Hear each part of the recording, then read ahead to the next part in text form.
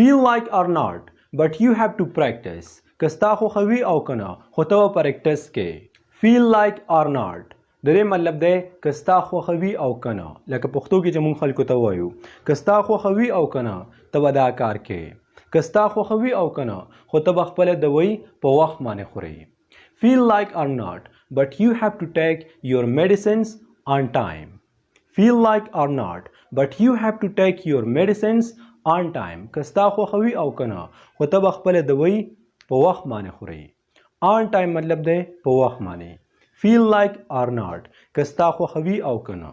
feel like or not but you must offer the prayer کستا خو خوي او کنه خو ته مونږ کې feel like or not but you must go there کستا خو خوي او کنه خو ته ضرور هلته ځي otherwise you will have a beating that you won't forget ګنې دومره وهل به درکم چې همیشه به درته یاد وي او کله به یې هېر نه کړي otherwise you will have a beating that you won't forget whenever someone asks me how I can improve my spoken English how I can become a fluent and confident English speaker so I all the time recommend them that you have to learn more and more and more vocabulary you have to learn the words and sentences that we use in our daily conversation bell sentence There was a time when this mosque used to be full of people. یو وخت داسې چې دا جومات به د خلکو نه ډک و. There was a time when this mosque used to be full of people. و یو وخت داسې و چې دا جومات به د خلکو نه داسې ډک و. There was a time د دې مطلب دی چې یو وخت داسې و لکه پښتو کې چې مونږ وایو یاره یو وخت داسې و چې هغوی ډېر زیات مالدار و یو وخت داسې و چې هغوی ډېر زیات غریب و اوس مالدار دي یو وخت داسې و چې زما تنخواه به ډېره زیاته کمه وه خو ګزاره به کېده نو په انګلیش کې چې کله موږ داسې خبرې کوو یو وخت داسې و نو بیا ویل کېږي there was a time for example there was a time when they used to be poor یو وخت داسې و چې هغوی ډېر زیات غریبانان وو there was a time when they used to be very poor یو وخت داسې و چې هغوی ډېر زیات غریبانان وو اوس مالدار دي there was a time when they used to be rich اوس د دې مطلب دا چې یو وخت داسې و چې هغوی ډېر زیات مالدار وو اوس غریب دي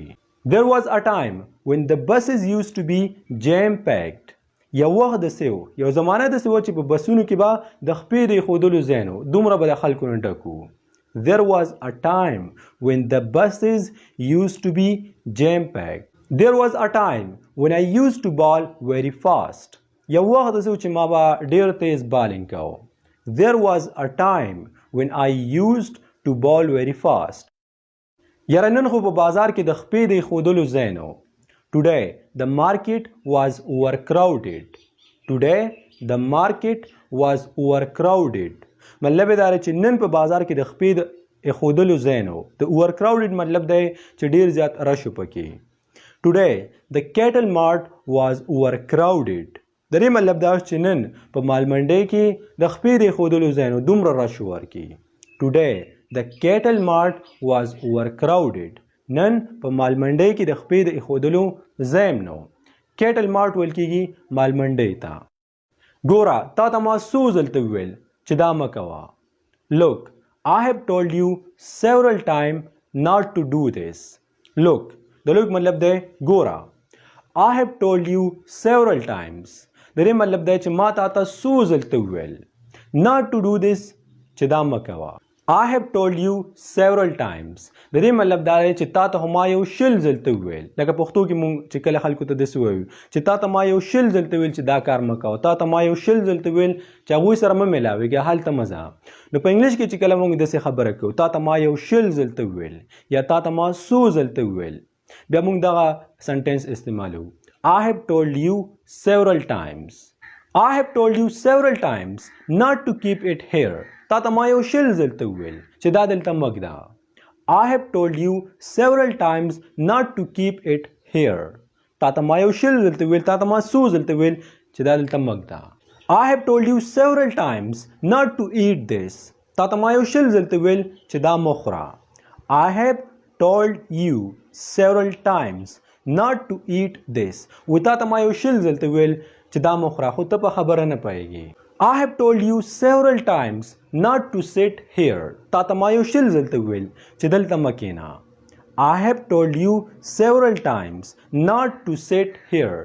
ګوره تا ته ما یو شل ځل ته ویل چې دلته مه کښېنه. ګرانو زده کوونکو که چېرته تاسو زموږ چینل ته په دې نیت باندې راغلي یاستئ چې انګلیس زده کوئ نو بیا تاسو 100% صحیح ځای ته راغلي یاستئ. په دغه چینل باندې موږ صرف او صرف د هغو کسانو مدد کوو څوک چې غواړي چې روانه انګلیس زده کړي. لکه تاسو په سکرین باندې ښکاري یحیی منصور او بهادر شیر وایي چې د دې ویډیوګانو په وجه باندې د دې چینل په وجه باندې د هغوی په انګلیش کې ډېره زیاته اضافه وشوه. هغوی چې کومه ویډیو هم ګوري نو هغوی د دې نه ځان سره نوټ جوړوي او دغه مشوره زه تاسو ټولو ته درکوم کله هم چې تاسو زموږ یو ویډیو ګورئ که یو لفظ زده کوئ یا یو سنټنس زده کوئ چې هر څه زده کوئ د دې نه ځان سره نوټ ضرور جوړوئ ځکه چې زه همیشه خپل پوره کوشش کوم چې تاسو ته هر هغه څه وښیم څه چې ما زده کړي دي او څه چې تاسو په بل ځای کې نه ښودلی کېږي نو دا به ستاسو ډېر زیات په کار راشي په خپله هم زده کوئ او نورو ته هم ښودلی شئ. نو که ستاسو اراده د روان انګلیش ویلو وي بیا په همدغه ځای باندې زموږ چینل سبسکرایب کړئ. د غرمې لپاره هم څه پخ کړي What's for lunch today? What's for lunch today? لنچ ویل کېږي د غرمې روټۍ ته او د ماسخوتن لپاره یعنی د بیګا لپاره هم څه پخ کړي What's for dinner today? ډینر ویل کېږي د ماسخوتن روټۍ ته. زه خپلو ملګرو سره ډېره زیاته مینه کوم او هغوی هم ما سره مینه کوي. I love my friends and vice versa. I love my friends and vice versa. د دې مطلب دا دی چې زه خپلو ملګرو سره بې انتهایي مینه کوم ډېره زیاته مینه کوم او هغوی ما سره مینه کوي. یا زه خپلو ملګرو سره ډېره زیاته مینه کوم خو هغوی ما سره مینه نه کوي. I love my friends but not vice versa. I love my friends but not vice versa. اوس د دې مطلب دا چې زه خپلو ملګرو سره ډېره زیاته مینه کوم خو هغوی ما سره مینه نه کوي او زه د نورو خلکو سره مدد کوم خو نور خلک ما سره مدد نه کوي هغوی ما سره مرسته نه کوي. I help other people but not vice versa. I help other people but not vice versa. مطلب دا چې زه د هر چا سره مدد کوم مرسته کوم خو هغوی ما سره نه کوي. I love my subscribers but not vice versa. د دې مطلب دا دی چې زه خپلو سبسکرایبر سره څوک چې دا ویډیو ګوري هغوی سره ډېره مینه کوم خو تقریبا چې هغوی ما سره مینه نه کوي ځکه چې په ویډیو باندې 1K ویوز راشي کمنټونه پې 10 راشي لایکونه پې 15 راشي اخر والی دا چېرته وړې Where are you taking this? Where are you taking this? د دې مطلب دا دی چې دا کوم خوا وړې دا چېرته وړې دا مې زه د تره کور ته وړم I am taking it to my uncle's house. زه مې دا د تره کور ته وړم ولې که زه چېرته ګاډي والی وی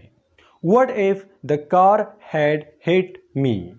What if the car had hit me? مطلب دا چې ولې که زه چېرته ګاډي والی وی What if the snake had stung me? ولې که زه چېرته مار خوړلی وی ولې که زه چېرته هغوی والی وی What if they had beaten me? What if they had beaten me? مطلب دا چې ولې که زه چېرته هغوی والی وی What if they had seen me? ولې که زه چېرته هغوی کتلی وی What if they had seen me? ولې که زه چېرته هغوی کتلی وی نو بیا به څه کېدلی ولې که زه چېرته د موټر سایکل نه غورځېدلی وی What if I had fallen from motorcycle? What if I had fallen from motorcycle? مطلب دا دی ولې که زه چېرته د موټر سایکل نه راغورځېدلی وی که اخلي واله او که نالې ماله Take it or leave it. Take it or leave it. د دې مطلب دا دی که اخلي واله او که نالې ماله لکه فرض که ته یو دکاندار ته ورغلی اکثر له دکاندار چې کوم یو داسې بد اخلاقه شانتي ته ورته څه خبرو کې هغه درته وایي یاره که الې واله او که نالې ماله هسې دماغ مه خرابوه نو په انګلیش کې ویل کېږي Take it or leave it. یوازې دا نه چې تاسو ته به دکاندار وایي یا تاسو به دکاندار ته وایئ دا په هر ځای کې استعمالیږي موږ په کور کې م وایو یاره دغه څیز داسې دی که الې واله او که نالې ماله Leave it or take it. یاره ما سره دغه شرط دی که الې واله او که نالې ماله Leave it or take it. زمونږ فریج واوره نه جوړوي یعنی زمونږ فریج واوره نه کوي Our fridge is not making the ice. Our fridge is not making the ice. زمونږ فریج واوره نه کوي The son of bitch. یو کس دا پوښتنه کړې وه چې د دې څه مطلب دی نو څنګه چې تاسو ته پته ده په انګلیش کې سپي ته ویل کېږي ډاګ حکم چې پرې کې ښځه وي نو هغې ته ویل کېږي بیچ او دې مطلب دا دی چې د سپی بچیا یا د سپي بچیا مطلب دا یو قسم کنزل ده لکه پښتو کې زموږ خلکو ته وایو د سپي بچیا نو په انګلیش کې بیا ویل کېږي د سن آف بیچ he is the son of bitch هغه اسی د سپي بچی دی he is the son of bitch بخښنه غواړم دا ما په خپله نه ده شامله کړې په دې ویډیو کې بلکې دا یو کس ویلي او ځکه مې تاسو ته وویله خو مه چاته وایئ او که چا نه واورئ نو د دې مطلب دا دی بیا ورته موتوړ جواب ورکئ shut up خوله دې بنده که shut up درې مطلب دا دی چې خوله دې بنده که ګینې یو څپېړه به در نه وباسم otherwise I will slap you otherwise I will slap you درې مطلب دا دی چې